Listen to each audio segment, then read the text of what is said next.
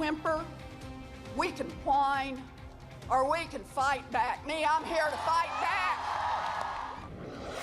Democratic Senator Elizabeth Warren at the Boston Women's March yesterday. Huge crowds gathered around the world to speak out against Donald Trump and his agenda. But is it the beginning of a new protest movement or just a day-long affair? The panel's back with me.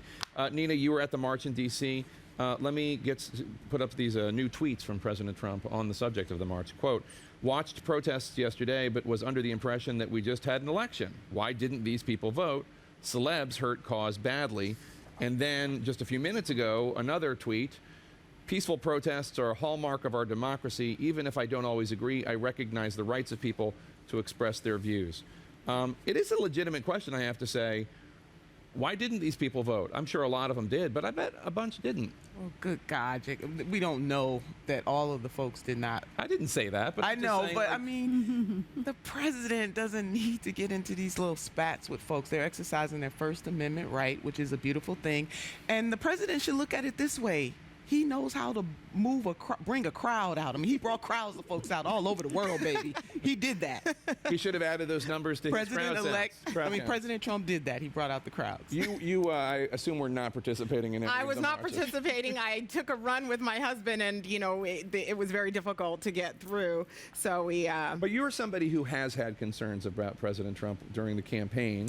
I know you're rooting for him now, as every American is. Yes.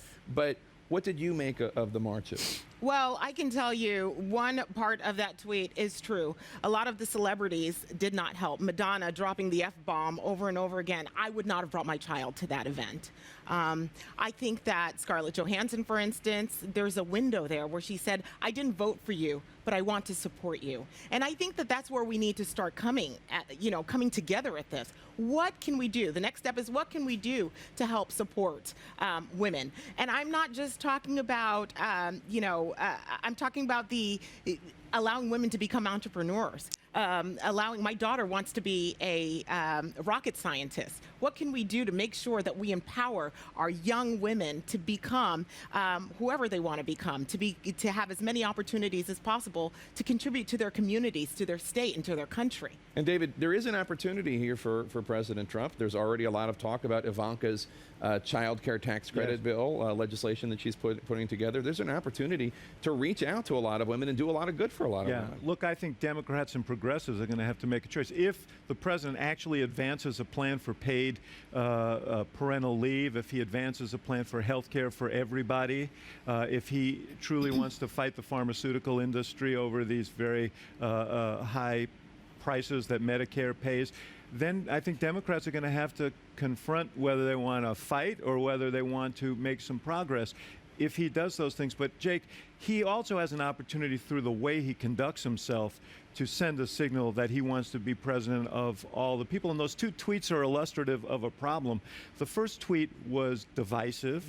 There is this sort of Dr. Jekyll and Mr. Twitter quality to this guy. And the question is, how do you, the second tweet was the one he should have sent yesterday, full stop, end of story. And why he didn't, I don't know. I just think that the reason why he is there is because people like that just boldness that he has. People say, okay, well, that's real. It's not scripted. I didn't have to think about it. That is true. And there are people that like that. But Congresswoman, that is absolutely true. But let's remember, first of all, 46% of Americans voted for him, 54% didn't. He goes in with the lowest approval ratings of any incoming president. And now his job is to build on that and signal to the whole country that he wants to govern for all of America. I get it. But, I just want you to know that we as Americans also always look to Washington for all of the answers, right?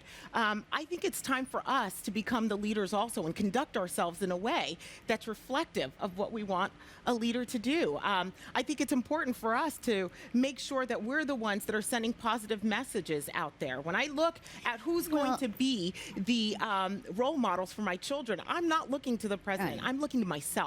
Well, and what we're speaking to is the sense of decorum that is expected of the office of the president and the vice president and those of us in elective office. And there is a responsibility that is there. And my hope is that President Trump is going to continue to bring people in, just as he said in his inaugural address, joining together. Patriotism. When you're patriotic, there isn't room for prejudice. Let's come together. David, you're right on the issues: jobs, health care, fighting back on access, creating access, whether it's health care or opportunity. This is something that should unite us. I do hope that there were lessons from the Women's March that, yes, pushing forward for incentives on child care and doing something on these issues important.